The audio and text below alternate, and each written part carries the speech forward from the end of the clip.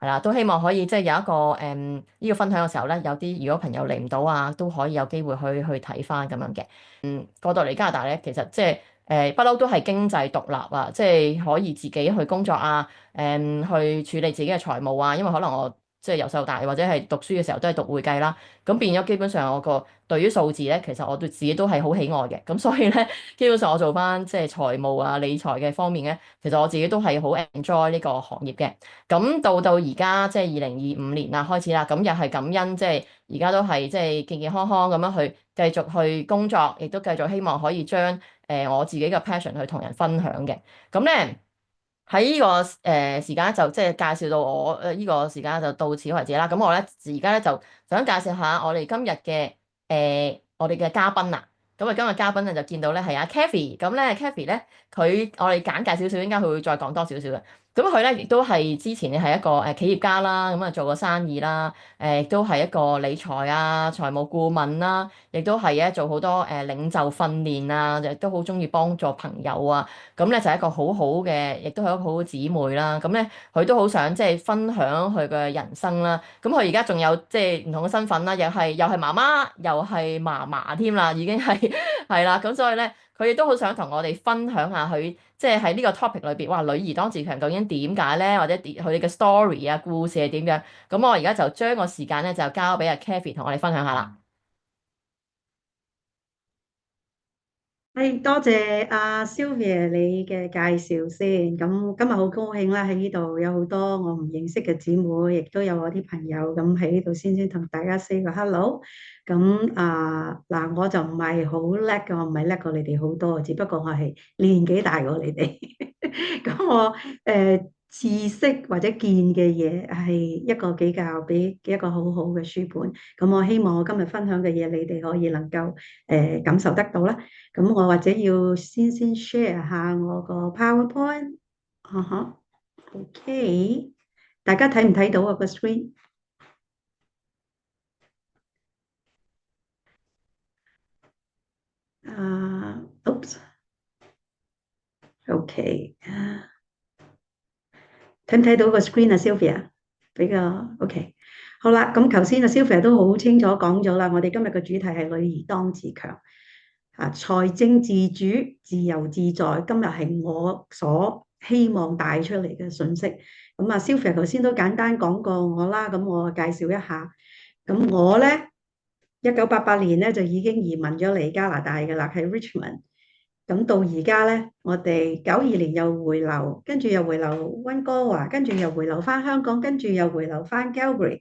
喺呢30幾年走嚟走去。咁點解咧？有好多嘅需要啦。咁88年嚟咗之後，當其時嘅我個丈夫佢係揾唔到啲咩合適嘅工作，於是我哋就翻去香港。咁亦都好好彩喺嗰段時間，香港嘅營商環境好好啦。咁係由兩個人開始創業，到去到個公司又大陸有工廠，香港有一個嘅辦公室，而去到加拿大亦都有一個分銷。咁個企業由幾個人去到幾百個人，咁亦都係有一番好好嘅滋味嘅。咁喺創業個過程，當然啦，呢啲係我留待另外一種嘅時間講。咁就其中有好多嘢俾我得着，有好多嘢俾我學得到嘅。咁而家我自本身個人好似 Sylvia 咁講啦，我好中意行山嘅。我我好中意行山。咁另外我亦都好中意參加社區工作啦。咁同埋我亦都係屬於一個 Toastmaster 呢個機構，係一個嘅Toastmaster 係一個嘅叫做非牟利機構，有100幾年歷史嘅呢個機構咧，專係訓練啲人有自信啦，可以點樣學習溝通嘅技巧啦，亦都可以學習呢個領袖嘅。咁喺呢個機構裏邊，我亦都學到我自己要學嘅嘢，我亦都喺從呢個機會同埋喺呢個地方咧，亦都訓練咗好多年輕一啲嘅，亦都認識咗好多唔同年齡階層或者背景嘅朋友。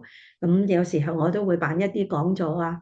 咁我而家最開心、最大嘅成就咧，就係我有兩個好愛、好得意嘅外孫。咁呢個係我最享受嘅其中嘅一個嘅身份啦。好啦，咁我哋先講下啦。OK，咁我想同大家互動一下喎。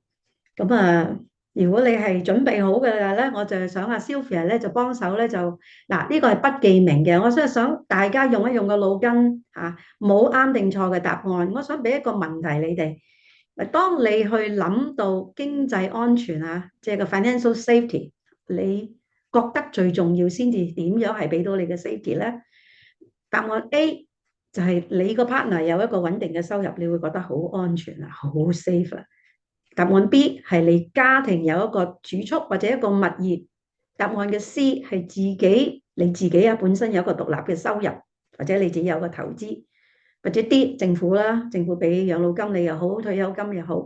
嗱，呢個冇啱定錯，喺你個環境，喺你嘅情況，你會揀邊一個選擇咧？咁亦都可以等我哋認識下你啦嚇。咁係全部不記名嘅，所以你點解我哋都唔知嘅。咁啊，希望大家可以投入。咁啊，Sylvia 擺咗個 poll 噶啦，咁你如果一見到有咧，你就 click 你嘅答案，跟住就 click submit。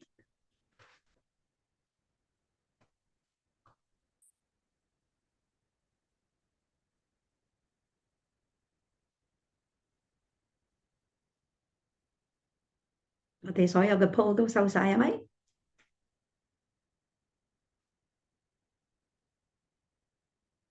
？Sylvia 你 mute 咗。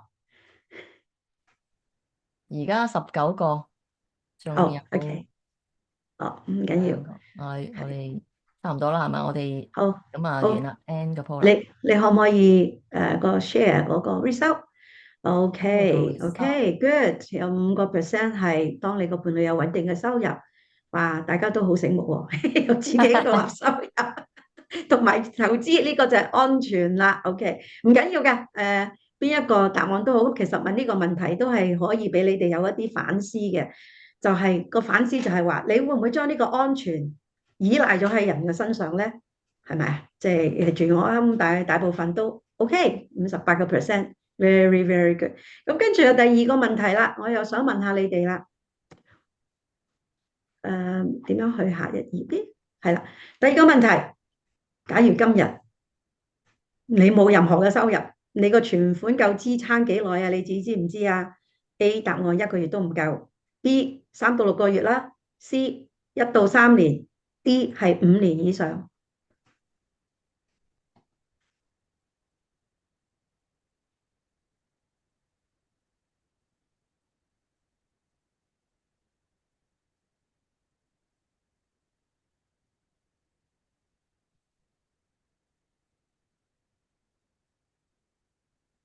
好，哇！大家都答得好快啊，嗯去到而家18個啦。OK，咁應該大部分人都答晒啦。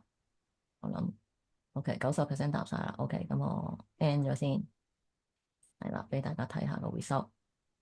，OK，我哋大部分39% B 同 C 都係差唔多啊，D 22%啊，非常之好，1個月都唔夠嘅，咁就冇人係咁嘅，咁 very good，都好健康。好啦，咁我對第三個問題啦。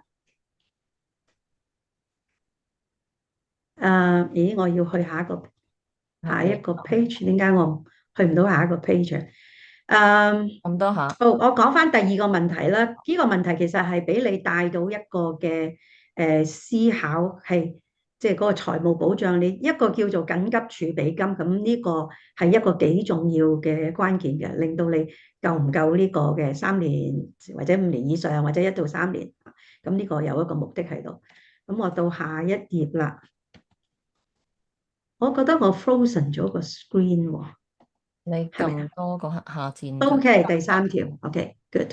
好啦，第三條啊，當同屋企講錢啊，你採取嘅係咩態度先？話同你個伴侶講錢，我一提到講錢呢樣嘢，好啦，你個態度係點啊？唉，盡量唔好講啦，唉，費事影響感情啊，唉，唔講啊。B 咧就係啊，我唔理噶啦，佢負責噶嘛。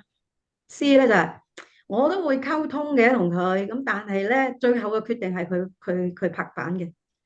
D 啊唔係喎，我有我自己嘅計劃嘅喎，啊我會主動去管理嘅喎。咁你係邊一種啊？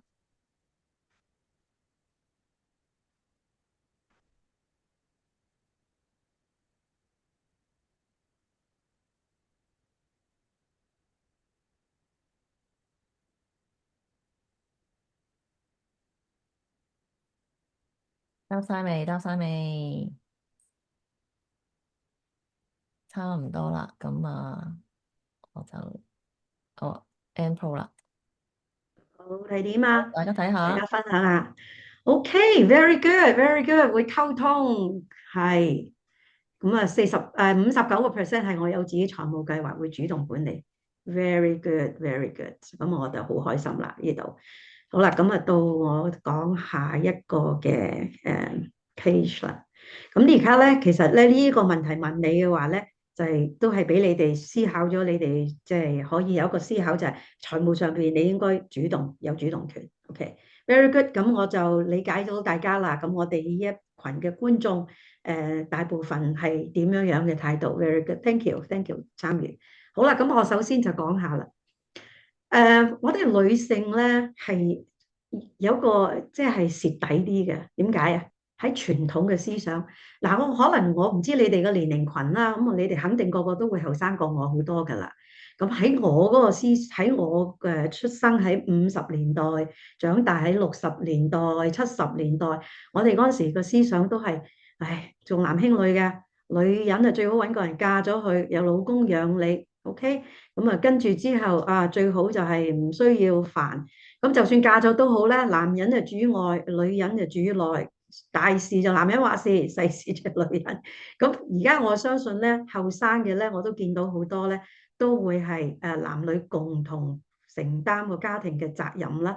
咁同埋亦都共同商量，呢個係非常之好好嘅轉變。但係我亦都有見到一部分嘅女士都係唔多理嘅，誒佢會話事，咁所以。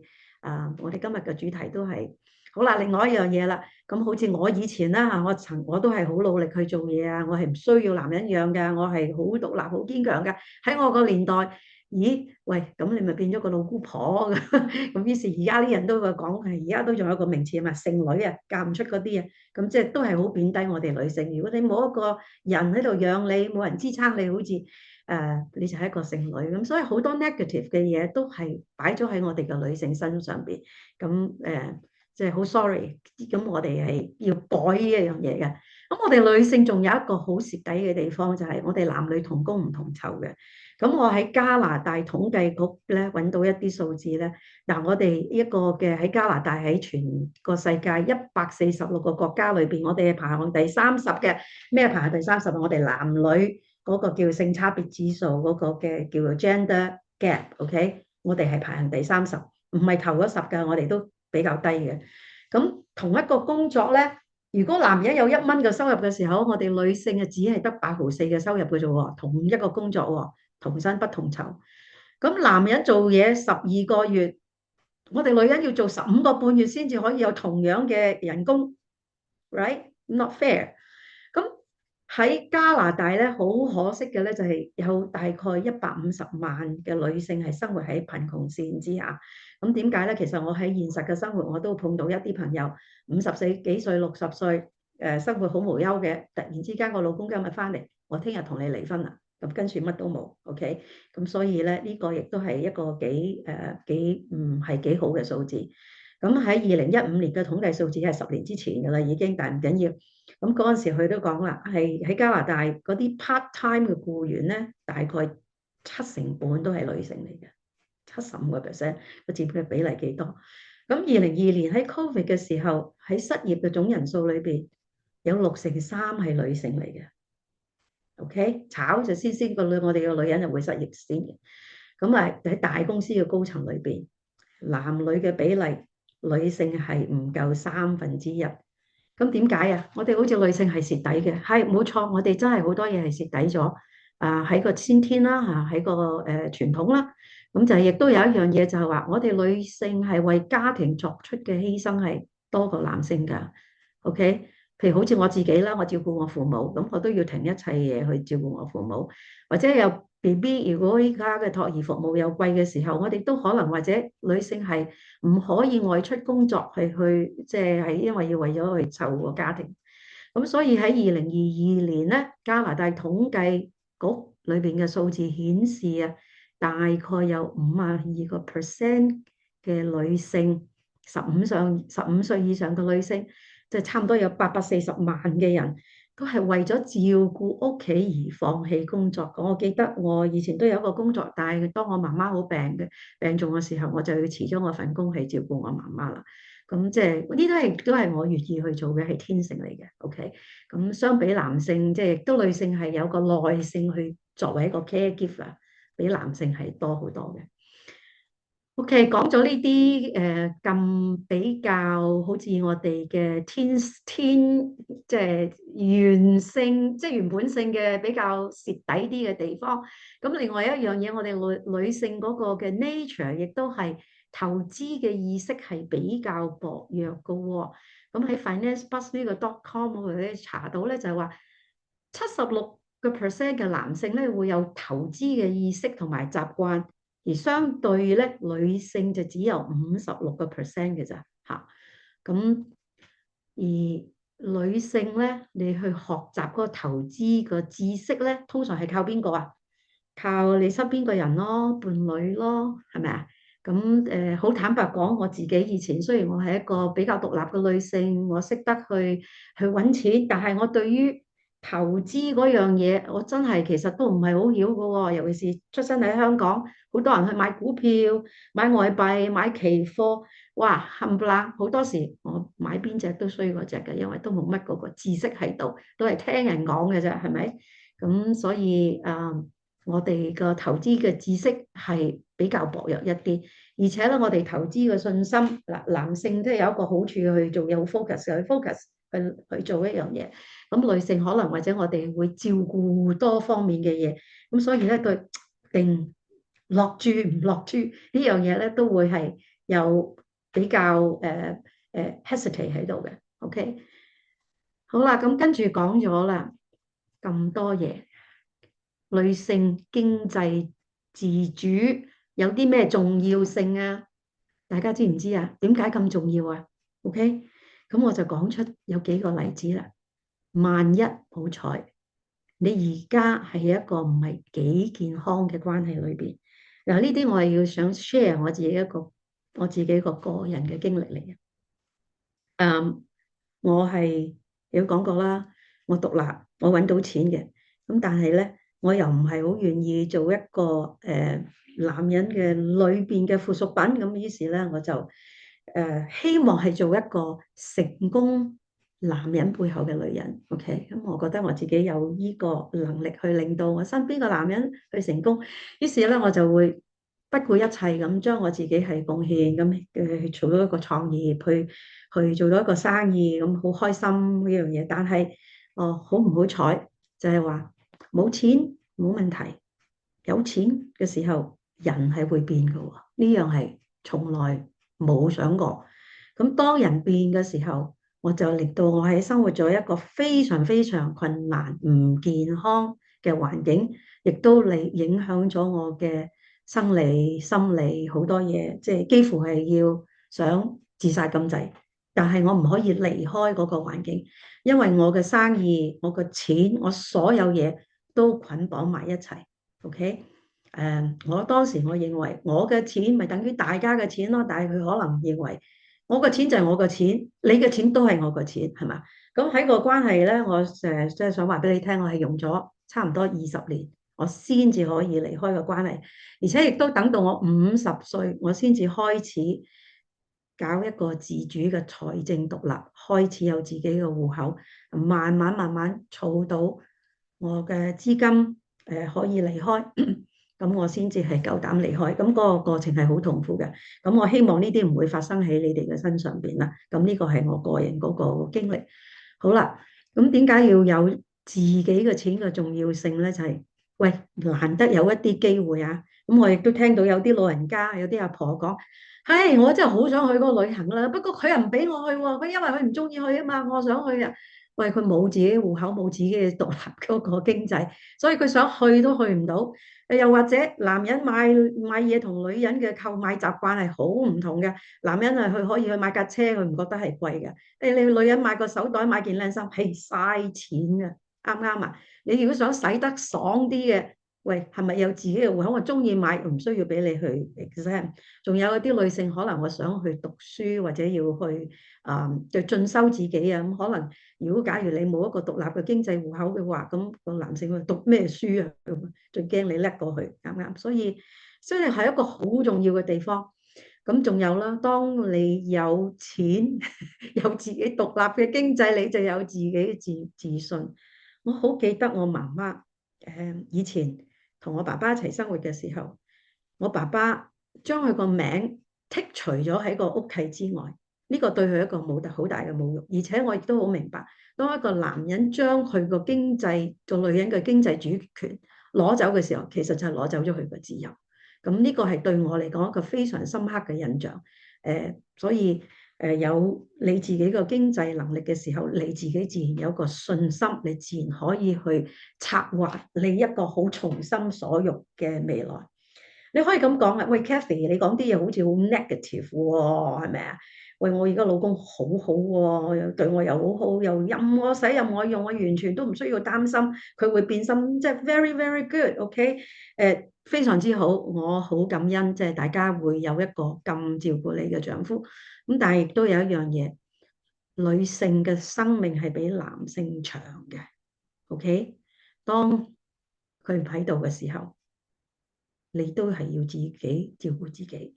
咁我有個個案，我有個朋友嘅73歲，佢個丈夫係一個醫生，照顧得佢好好，咩都唔使佢理，佢連學車都唔需要，因為有佢喺度出入。有一日突然之間佢心臟病喺個浴室度瞓低，咁就去咗。咁呢個亦都係幾大嘅打擊，佢要不過佢好在佢後尾都好叻，幾年學翻揸車，知道自己戶口，咁佢又佢啲仔女幫手。咁所以其實呢一樣嘢，即係始終你兩夫婦好 close，但係有翻一個自己嘅獨立戶口。頭先我哋講過啦，係咪？即係如果假如有啲萬一有咩事出現嘅時候，你都可以有一個緊急嘅應變嘅個現金流。咁呢個係好重要嘅。咁跟住啦，咁我哋就講啦，講完咁多，點樣開始啊？OK，開始係好簡單嘅啫，講就好易，但係最緊要就係做，馬上行動。OK，由你今日嚟聽呢個講座嘅話咧，你已經係馬上行動嘅啦嚇。咁第二，多啲學習財務上邊嘅知識啦。咁就我有講過啦，我做生意好叻，但係我真係其實投資係好蠢嘅嗰陣時。咁啊，後來我好記得我係當我一個好困惑嘅環境之下，我係居然走咗去 Chapter 嗰度拿住一本書叫做Finance for Dummy 啊，我居然去學嗰樣嘢啊！點解啊？因為其實我以前我都有講過啦，咩買賣股票、外幣咩我都有做過，但係嗰啲係叫投機。嗰啲唔係叫投資，咁你應該學習咗呢啲嘅知識係咪啊？咁我以前就聽我媽講，有錢就買金啦，傻妹咁啊！哇，買埋晒啲金，原來發覺原來最浪費嘅，賣翻出去咧一半價錢都冇。咁啊，除咗你係買999黃金啦，咁我買黃金都試過輸嘅，你都想象唔到。咁 anyway，咁呢個知識咧係最緊要咧，你可以點樣去學啊？可以睇書啦，而家有 internet 又最好啦，係咪？咁亦都有一啲嘅 workshop 啊，同埋有啲 classes 啊，咁你可以有機會去上嘅，咁就最好啦。咁就另外仲有積極參與財務計劃，屋企嘅財務計劃，千祈唔好話哦，電費我老公交喎，我唔知嘅喎。啊，你個屋企個 mortgage 係幾多啊？我唔知喎，要問我老公喎。咁我諗由而家開始咧，你開始就要紮定啲數，OK？你自己去盤算。咁仲有一樣嘢喎，呢個嘅財務計劃裏邊咧，咁你同你嘅丈夫有 budget 啦，或者可能你有幾多收入啊，有幾多嘢，咁你都應該要去參與呢度所有嘢咯。我亦都認識到有啲年輕嘅女性真係咁同我講嘅，我問佢有乜，佢話我唔知喎，要問老公嘅喎，咁樣樣。咁我覺得呢個要積極啲去參與，OK？咁啊樣樣嘢你知，咁起碼可以得心應手一啲啦。咁另外啦，女士們應該要多方面增加你嘅收入來源。嗱，呢個世界有啲專家咁講嘅，我哋女士雖然係家庭主婦，但係你應該要人工嘅喎，20% 嘅收入作為你嘅人工係一個非常之健康嘅嘢。喂，廿個 percent 可能多咗啲喎，係咪？5% 都好咧。Start from little，OK？我好記得我以前識得嗰啲師奶咧。好叻㗎。我哋唔好講話佢買餸，佢識得好計方面，然之後佢可以能夠做到啲錢。咁我記得有一個女士同我分享啊，話佢阿媽係家庭主婦嚟㗎，六七十歲人，跟住阿爸賭錢輸晒佢啲錢，成家都唔知點算嘅時候，突然阿媽砰一聲可以攞幾十萬，我講港幣嚇出嚟啊！原來阿媽係咁多年賺埋嗰啲慳埋嗰啲買餸錢，呢個阿媽好醒目，呢個婆咁啊可以救到一家，即係喺一個危難嘅時候。咁所以女士你要去諗下有啲咩辦法去增加你個收入嘅來源啦，做下啲 part time 啊。我見到有啲好叻嘅，甚至乎幫人代購啊都可以賺到錢嘅。咁你要記住有個 mindset 係繼續揾錢。咁對然啦，咁你就仲有一樣嘢啦，你要接近多啲對財務方面有認識嘅人，喂，中意打麻雀就去同啲打麻雀嘅人，好似 Sylvia 係中意去夾 band 嘅，佢就去夾 band 係嘛？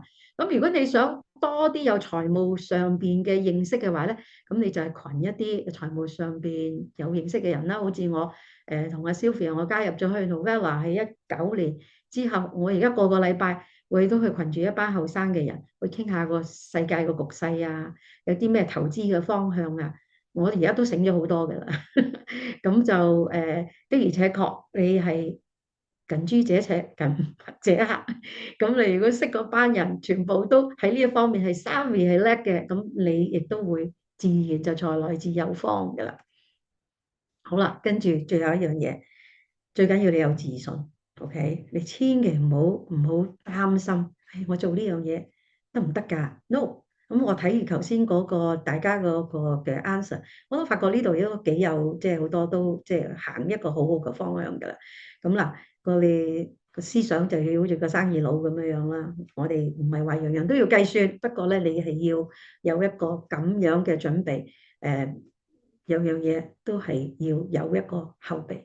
咁我哋行動就要做個男人咁，一做我哋就做，義無反顧。OK，咁啊，希望我呢度咧就俾到你哋大家一個嘅信心啦。咁喺個總結上邊，嗱，無論你而家係已經結咗婚，係一個好好嘅家庭，或者我唔知道，即係咪一個唔好嘅家庭又好，離咗婚又好，單身又好，OK。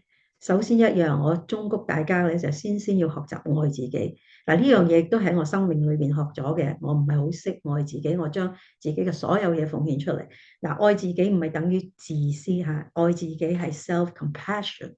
你如果有識得愛自己嘅話咧，你自然你嗰個嘅能量就會好充足，你就可以能夠去將你嘅能量去愛其他嘅人。咁呢個係好重要嘅。咁另外，而家開始，永遠都唔會遲。好似我50歲先開始，而家67啦。咁我而家我覺得係我而家係已經係過緊我人生最漂亮嘅時間，我好開心。我總冇話覺得任何嘢都遲，最緊要係開始。咁就最後一句啦，財政自主、自由自在，耶、freedom 嚇。好啦，thank you so much for listening。咁我希望我今日只係一個小小嘅分享啦，希望能夠帶到俾你哋有啲嘅 inspiration 又好，觸發到你哋有啲嘢去改變又好，或者甚至冇 OK 有啲嘢想做。多謝各位，多謝 Sylvia。多謝 Kathy 好好嘅分享啊！我諗佢當中咧，其實都有好多好好嘅提醒啦，同埋即係佢Kathy 都即係人生好多經歷啦，咁所以都係呢啲即係嘅分享咧，都係一啲智慧嘅言語。咁我哋即係就希望大家都可以即係代揾或者可能你有啲可能你都識嘅，但係咧你當係一個提醒又好，即係有啲嘢嘅時候咧，可能要不斷咁樣提醒我哋咧，我哋先至懂得去學得好咁樣嘅。咁其實即係後面嗰個 point 咧，即係最後嗰個 point 話要愛自己呢樣嘢咧，即係我都學習咗好耐啊！即係都係第一學係一個好好嘅，即係我覺得係好需要我哋去學習。即係有時候我哋可以係做一個好好嘅人，去愛我哋身邊嘅人，我哋身邊嘅朋友、鄰居、鄰舍各樣嘢。但係即係如果我哋唔懂得愛自己嘅話咧，即係到你自己有咩事嘅時候咧，你咩都做唔到。咁所以我哋都好重要識得愛自己啦。咁嗱，而家咧我哋都即係頭先講到啦，即係一啲好好嘅分享啦。我哋點樣去開始啦？即係去點樣去 manage 我哋自己嘅 finance 嘅嘢咧？咁我咧就以下咧就會分享一啲基本少少嘅理財嘅 tips 俾大家啦。即係嗱，如果有啲係已經係我客人嘅時候咧，可能佢已經學到少少噶啦，我都成日同你分享嘅。咁有啲可能你哋自己都識嘅，咁啊唔緊要啦，你當係重溫啦，或者係試下唔同嘅方法嗰樣嘢啦。咁我都會同大家分享下我自己嘅一啲嘅即係少少 tips 啦，去分享俾大家睇下啦。即係有啲實際上面可以點樣做，同埋啲理論上面點樣做。咁我咧又再 share 個PowerPoint 先，係啦，好。咁啊，睇唔睇到？應該係睇到啦嚇，一個 healthy 嘅financial plan 係啦。咁究竟咧，我哋譬如話，哦，我哋要有財政獨立啊，咁樣由邊個開始咧？由邊個入手去睇咧？咁我俾少少 guideline 你啦。即係嗱，譬如如果我哋講一個健康穩固嘅一個即係財務嘅狀況咧，點樣先係一個即係健康嘅財務嘅情況咧？有幾個點咧，可能你都需要去即係檢視下自己喎。嗱，第一個點咧就係、你有冇一個positive 嘅 cash flow 咧，即係一個cash flow 係咩？即係現金流啊，一個現金你個 budget 啊，或者嗰樣嘢，即係有冇 positive cash flow 咧？咁我應該會可能講多少少嘅。咁第二樣嘢咧就係、你即係最好咧就唔好有一啲 bad debt 啦，即係嗱，我哋冇講話唔好有 debt，因為有啲 debt 可能係好嘅 debt 嚟嘅，咁啊唔好有啲 bad debt。咁一陣間會再講詳細少少咩係 bad debt 啊，咩 good debt 啊咁樣。咁第三啦，要我哋有冇一個足夠嘅 safety net 咧？一個保障咧，有冇一個即係 finance 上面都要有 safety net 嘅喎。咁一陣間又會再講多少少。另外咧，都有一啲 protection plan 啦，去保障你自己嘅財務上面嘅。你有晒隻計劃啦，有晒資產嗰樣嘢啦，咁你都要需要有一啲嘅protection 噶嘛。somehow wealth accumulation 啦，你有冇繼續去增長你自己現有嘅嘢咧？就好似譬如我哋信耶穌讀聖經話，神俾我哋有幾多錢，有1500、2000、5000，我哋有冇好好去運用，好好去管理咧？最後一個咧，個 point 咧就係，for 可能遠少少噶啦，tax-free 嘅 retirement or legacy，即係你將來有冇計劃係你點樣退休嘅時候點樣啊？或者將來你要儲咗嘅嘢要留俾屋企人又點樣安排咧？等等，咁呢啲其實都係一啲嘅一啲唔同嘅位置咧，係需要去檢視一下嘅。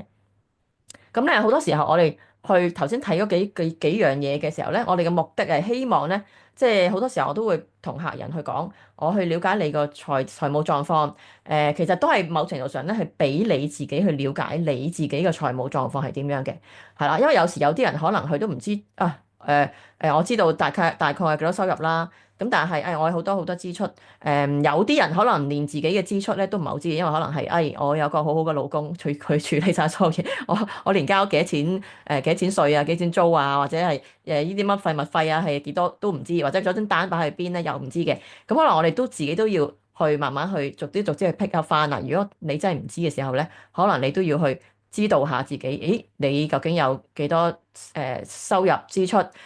有幾多資產負債？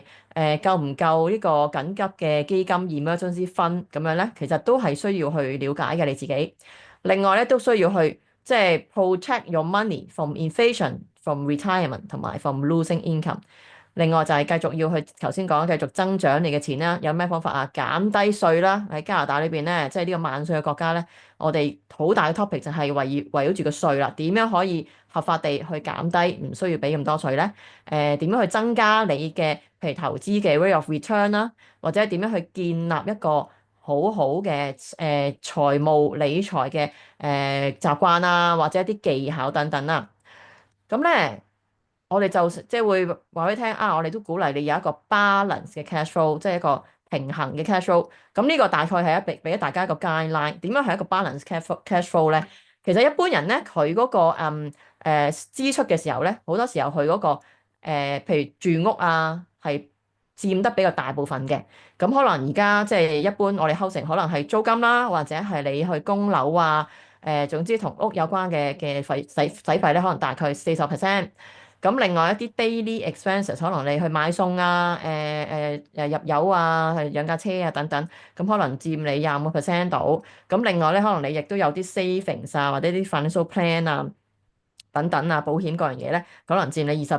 咁另外咧，可能最好就另外有個20%咧係留翻嚟做一啲 flexible 啲嘅嘢啦。可能我有錢可以去旅行啊，去做下娛樂啊等等。咁其實咧，你每個範疇咧，其實都即係需要即係去安排，即係有一啲嘅錢。咁同埋即係都要睇下係咪一個即係 balance 啦。即係如果你譬如話你個可能今時今日裏邊住屋嘅情況，可能有啲人嗰個使費可能係超過40%都唔定喎。咁但係可能即係唔可以，即係都唔好話去到60啊80啦，因為就可能未必去咁健康啦。咁變咗其實即係呢個係一個，只不過係一個 example 俾大家睇到究竟一個 balance 嘅 cash flow 係點樣咧？咁啊，你就話啦，咁我究竟點樣先開始去manage 我自己嘅 finance 咧？咁我咧就而家就亦都會去用另一個方法去教大家嘅。咁咧我就會 share 我就用一個 Excel file 係啦，因為我咧做數噶嘛，咁我成日都用 Excel file 嘅。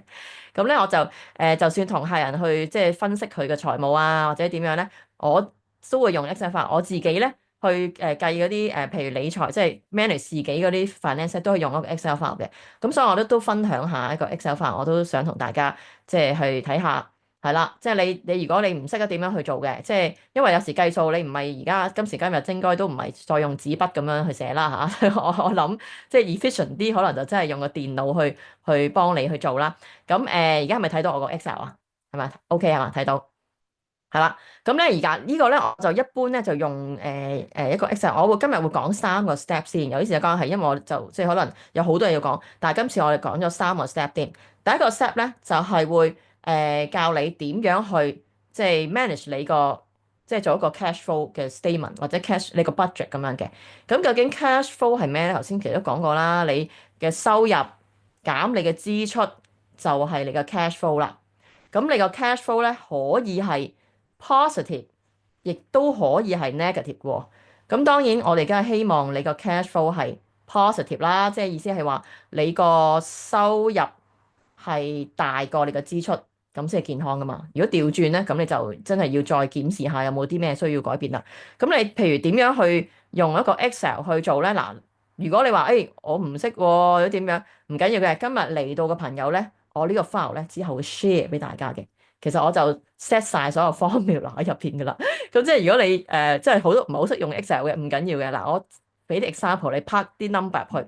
For example，嗱，呢度已經即係譬如當係兩公婆啦，或者你自己都好啦。嗱，譬如有我當阿 Mary 個太太係 Mary，或者係阿 John 咁樣啦嚇，呢啲係小學用嘅名。咁咧就如果你係譬如 for example 你自己啦，阿 Mary 啦，咁我當係每個月咧有5000蚊嘅我打工有5000蚊收入，咁你可以打稅前稅後 whatever 啦，你是但一樣你方便啦。咁你睇下仲有冇你其他收入啊？你 self-employed 有冇啲 part-time 收入啊？或者係你如果有啲做生意嘅有冇就係 business 嘅 income 啊？又或者係咧你如果有 investment 可能比較大嘅，即係你每個月都會收到一啲 interest 啊嗰樣嘢咧，你又可以打入去嘅。咁你知道，譬如當我都當我如果有1000蚊嘅 investment income 咁樣，我當 example 啦吓，咁我有咁多 income 啦，咁我 total 已經計俾你睇下，呢個 total 係有6000蚊嘅收入。咁啊 expenses 啦，咁 expenses 我呢度咧就打咗大部分，即係我哋一般人都會有嘅 expenses 啦。嗱咁啊，either 你係即係公屋啊，或者租屋啦，或者或者如果同屋企人住可能冇啦。咁我當我如果係我供樓每個月擺2000蚊落去，嗱呢一度咧我 set 埋啲 percentage 啊，俾你睇，即係咩嚟嘅咧？即係話你呢個 expense 係 compare to 你個 income 大概係佔咗你幾多個 percent？係啦，咁你一搭去就已經睇到啦，OK？咁你可能俾 starter fee，我而家當係俾300蚊啦，property tax 可能每個月平均嚟講一年咁啊當200蚊啦，跟住其他 expenses 你咁可以入晒落去喎。基本上譬如你所有嘢，譬如你車啊、保險啊、手機電費啊、車保啊咁樣，即係大部分一啲即係大家都會涉及到嘅 expenses，咁我都 list 晒出嚟㗎。咁你中意可以自己加減，OK？咁你加晒咧。咁啊，當你入晒落去啦，咁咧呢度就會睇埋，你 total 咧一個月咧就有咁多嘅expenses，咁你哋個 net cash flow 咧就係3500啦，即係呢個當好好啦，話我即係有咁多 income 減咗 expenses 之後啊3500，咁呢個正數啦，咁呢個係非常之好嘅。但係如果你話唔係喎，我有一個 expenses，我話我我平時出去 entertainment 食飯，我可能都使到錢，我當我一個月使2000蚊咁樣。咁都唔得，跟住之後咧，我又話我又去旅行啊，咁我一個月個月去旅行又唔會嘅係咪應該？咁咧我又將啲錢，我又譬如我要租架車好唔係我要用架車又好貴或者點樣，我當係哇去到 negative 啦。如果你咧去到個 expenses 係大過你個 income 嘅話咧，咁呢個就會俾你睇到，哇負數仲要紅色嘅，咁你就要留意啦。你係 negative cash flow，咁你就要諗就睇清楚有咩你就要開源節流啦。咁咧，你就睇下你個收入，即係除咗我自己翻工去賺取收入之外，即係我哋成日都鼓勵人咧，你係即係除咗 active income 之外，active income 即係你自己工作而去賺嘅錢。我哋頭先都講啦，都鼓勵大家有一啲被動嘅收入 passive income，就係你啲錢咧都要幫你揾錢，咁啊最好嘅。咁所以咧，如果我哋可以增加收入，梗係好啦。咁同埋如果我哋睇咗 expenses 有啲咩地方，哇太過咩咯，哇我中意食飯太多 entertainment 啦。咁我哋可能要 cut 下啦，咁你就要自己去 work on 你自己呢個 cash flow，make sure 咧係一個 balance 嘅 cash flow 啦，同埋一個 healthy 嘅 cash flow 啦，最好就正數啦，係咪？咁你呢度咧都未計，其實你仲要交稅喎，呢個未計，一 gross income 嚟嘅，咁可能仲要交稅就要計埋，咁所以你就要自己計下啦。咁呢度咧你可以俾個參考就係、哇，原來我嘅 entertainment 我係哇33%佔到我嘅收入喎，咁你睇下哇，原來呢個 percent 係好大喎，咁你可能就要 adjust 下啦。咁呢個就係可以你自己咧，就係俾你即係去做一個即係budget，睇下你自己今個月每個月即係你唔使個個月做嘅，你中意就係可以咧，就係即係幾個月 update 一次啦，一年 update 一次啦，咁你就睇下知道自己嘅財務嗰個現金流嘅情況啦。咁咧另外啦，第二點咧要去即係檢視咧，就係睇下你有冇你個 liability 啊，或者你啲負債係點樣啦嘅情況啦。因為我哋就如果個負債情況係即係有啲問題嘅話，就要去 manage 啦。咁 for example，我要睇我個 mortgage 啦。因為譬如我最近都見到客人，我問佢你個 mortgage 幾多啊？咁佢又好似乜都唔知。market value 幾多啊？又唔知喎。我個 mortgage 而家供緊幾多利息啊？又唔知。咁咧，咁係咪都要即係如果我哋作即係如果我問到呢個問題，你如果全部都答唔到我嘅話咧，可能你即係都要 find out 下啲 information，起碼你 in your mind 或者你知道喺邊度可以揾到呢個 mortgage 嘅 statement 啦，或者係你喺邊度揾到即係上網又好，邊度又好，你起碼可以揾到呢個資料係咪？嗱，譬如你入去話我話我而家仲有50萬嘅 mortgage 咁樣，咁咧我個 market value 而家層樓就係可能100萬咁樣，即係當係咁樣啦嚇。跟住咧，我嘅利息咧，可能係而家5%咁之類。咁你又 mark 低，可以 mark 低埋。嗰個 mortgage 幾時 expire 嘅咧？可能因為而家通常我哋個 mortgage 可能每5年啊幾多年就 expire。咁你可能咁上下，你就要係時候要 renew 咯喎。咁你可能又要準備啦，即係你俾你個銀行應該要早啲去知道呢樣嘢嘅。咁另外啦，頭先我講咧，有啲 debt 咧其實係 good debt，mortgage 咧其中一個 debt 咧其實係 OK 嘅，係一個 good debt 嚟嘅，因為你借咗錢。佢咧去幫你即係買一層樓，跟住呢層樓咧會升值噶嘛。咁基本上咧，咁你就變咗其實係一個幫你賺到錢嘅一個 asset 嚟嘅。咁所以就係一個 good debt。咁有啲咩係 bad debt 咧？咁啊當然係紅色嗰個啦，credit card 嘅 debt 啦。即係如果因為嗰啲利息好高噶嘛。通常一般我哋香港人、中國人我哋都好叻噶啦，都唔會話哇啲卡數唔找嘅。但係喺加拿大咧，其實好多人咧，即係或者喺呢度長大嘅人咧，其實係即係個月即係靠卡數咁樣去維生嘅，深刻。即係可能我哋香港人就唔係咁啦。咁所以咧，我哋都係要去 monitor 住啦。咁另外一樣嘢咧，即係有一個叫 line of credit 啊，即係唔知大家有冇去即係用呢樣嘢啦。如果你譬如有啲銀行咧，佢可以俾你一個 line of credit 嘅話咧，其實你都可以攞咗先嘅，因為 line of credit 其實你唔用嘅時候咧係唔需要俾利息嘅。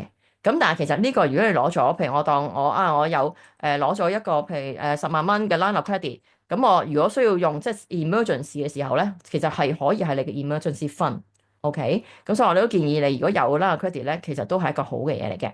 咁另外我哋就會問到你自己 credit card 有幾多？譬如佢嘅 limit 係幾多？咁啊點解咧？因為其實同你個 credit score 係有關係嘅。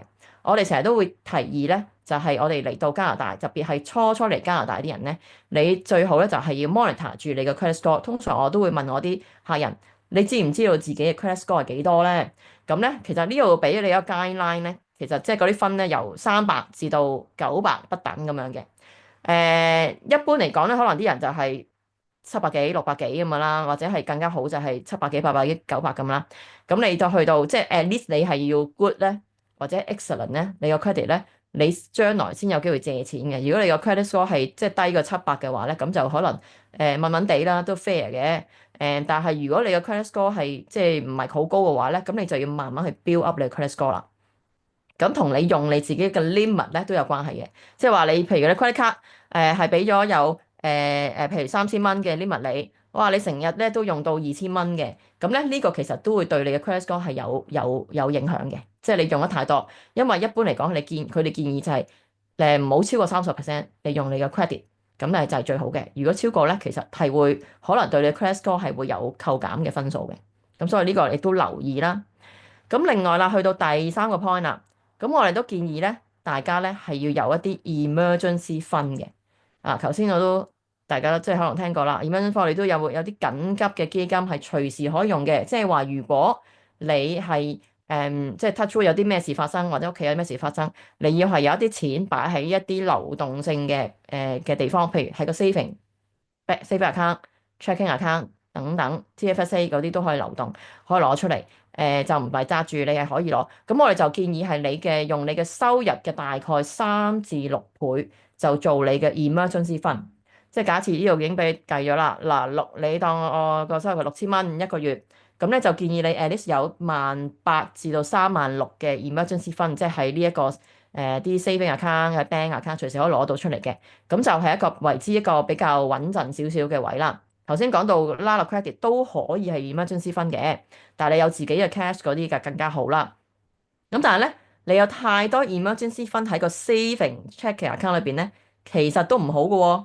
點解咧？因為如果太多錢喺嗰度，佢又冇幫你做任何嘢嘅時候咧，咁其實你就嘥咗、浪費咗嗰個錢啦。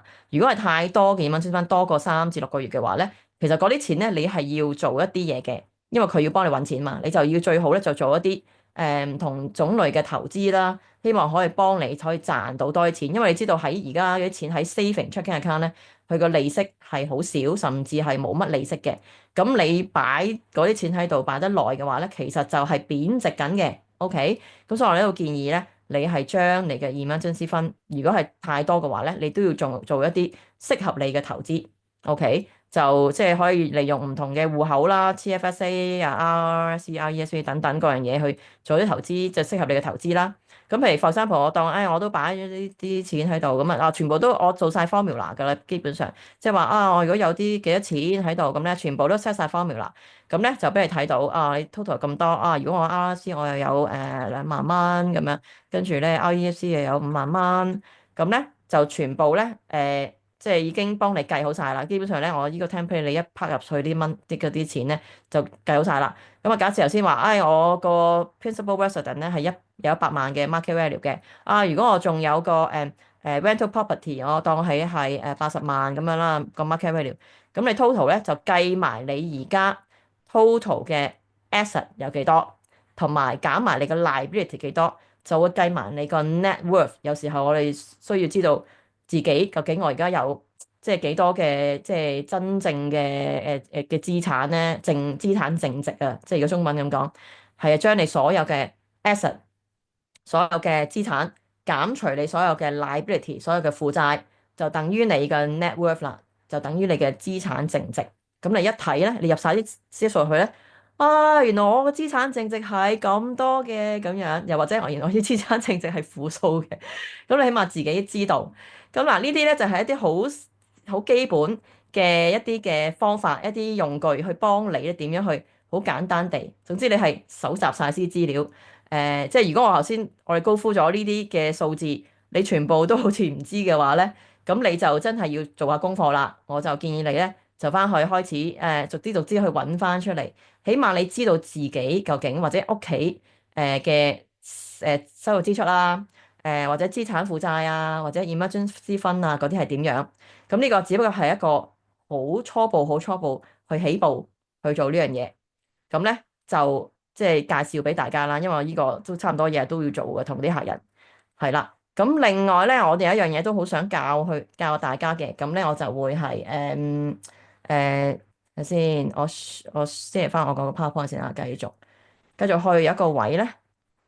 我成日都同啲客人講啊，你有一樣嘢喺加拿大咧，一定要知道嘅，係啦，嗱呢一個表咧，其實就係即係話俾你聽，你就快要報稅啦。咁我成日咧都會問下啲客人，你知唔知道自己個 marginal tax rate 係幾多咧？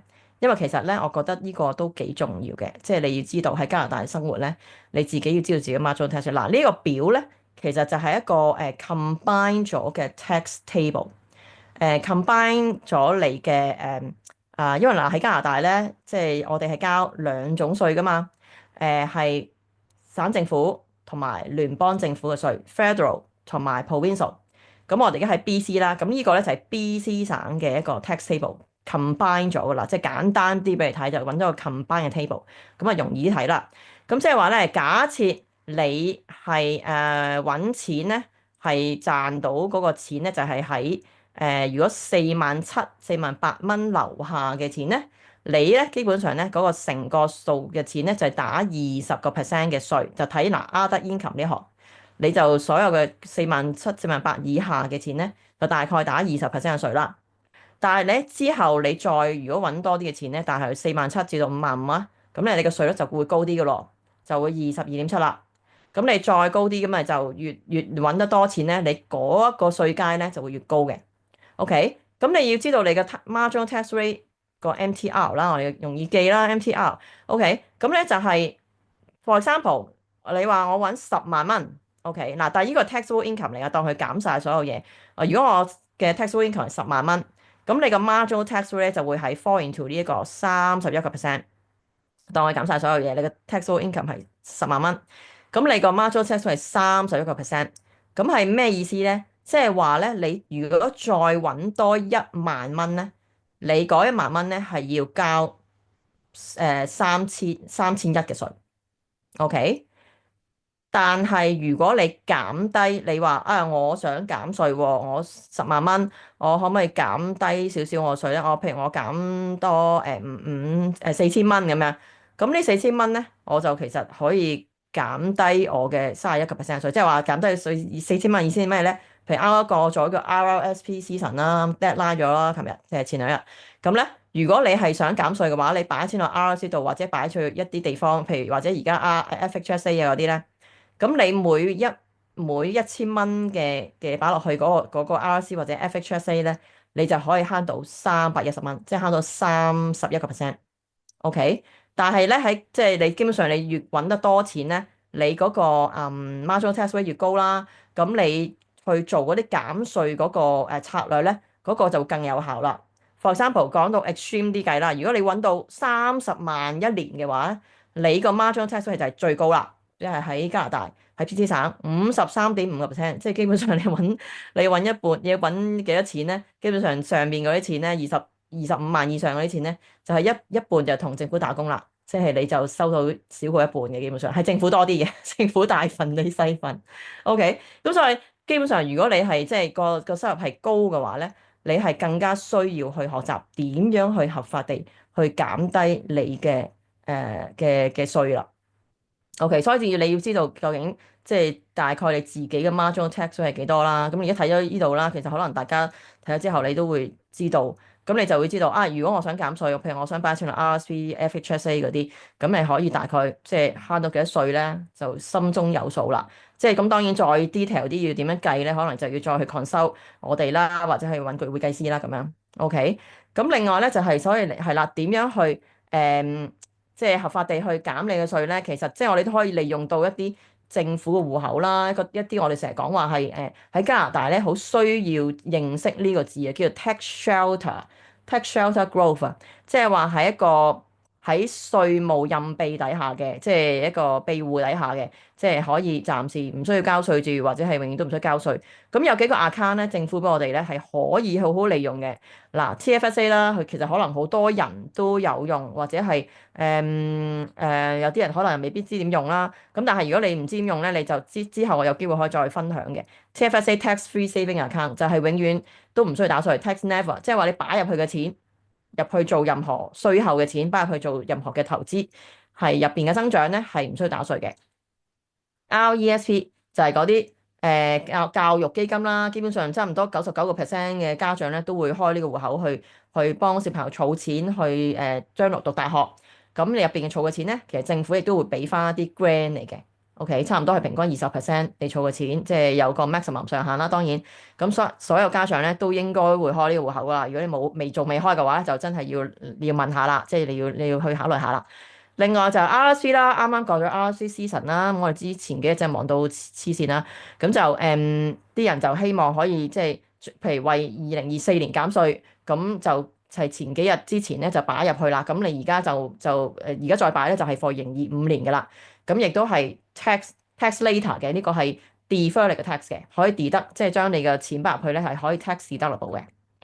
另外一個新嘅 account 就係前幾年2023年嘅時候，政府新開個戶口係俾一啲新嚟，譬如佢哋啱啱準備即係買樓或者係儲錢買樓，或者係過去4年冇擁有過物業嘅話咧，就可以用到呢個 account 去儲錢買樓，亦都可以慳稅。同埋有一個叫做 IRP，可能呢個就未必係咁多人聽過嘅，叫 Insure Retirement Planning，亦都係喺稅務上面有啲優惠嘅。咁我今日就唔由於時間關係咧，我就唔會講晒呢啲所有戶口呢啲嘢啦。咁就係將來有機會我哋或者係有朋友有興趣咧，之後可以再揾我哋去再即係傾詳細啲啦。咁所以咧就即係今日就講咗大概一啲嘅基本嘅知識，教大家點樣去用一啲工具，即係其實好簡單嘅嘢，可能有啲人做緊啦。或者係一啲好 basic 嘅 idea，即係一啲嘅理財嘅知識，你要喺呢度生活嘅時候咧，其實真係需要學習多啲嘅。咁都去講一講啦，即係 in case 嗱，有啲朋友佢真係需要有幫忙，或者係佢真係想即係再認識多啲嘅時候，咁其實我哋都可以去幫助你嘅。即係譬如我哋自己咧，做嘅 service 咧個範圍大概係咁樣啦。即係其實好多唔同嘅種類，即係可能唔同嘅戶口啦，我哋都可以幫客人去開啦。都會教育佢。即係有啲人可能佢都唔知咩邊個打邊個，咁我會好詳細講晒俾佢聽，你呢啲戶口係逐個逐個係有啲咩分別啦，有咩時候即係利用唔同嘅戶口啦，咁因為每個人佢個情況都唔同，唔可以話全部人都話我要用 RRC 係個個都適合嘅，未必一定係嘅，所以我都要睇下你個財務情況，跟住話俾你聽，用邊一個戶口係最適合最好嘅。咁同埋即係做啲咩投資咧，亦都 base on 你自己嘅取向啦，同埋你自己個情況咧，都可以俾一啲建議你啦，同埋點樣去幫你慳稅啊，繼續去增長你嘅資產啊，或者做一啲 protection planning 啊，再遠啲就係retirement 或者 estate，有啲即係唔係話好遠添啊，即係 mean 就而家我哋可能要計劃 retirement 咧，其實要早啲做嘅，因為特別係呢度有稅嘅時候咧，我哋早啲做咧，將來可以慳到多啲稅。investment 啊、loan 啊、mortgage 啊嗰樣嘢，即係等等呢啲嘢咧，都係我哋可以幫到客人去做嘅。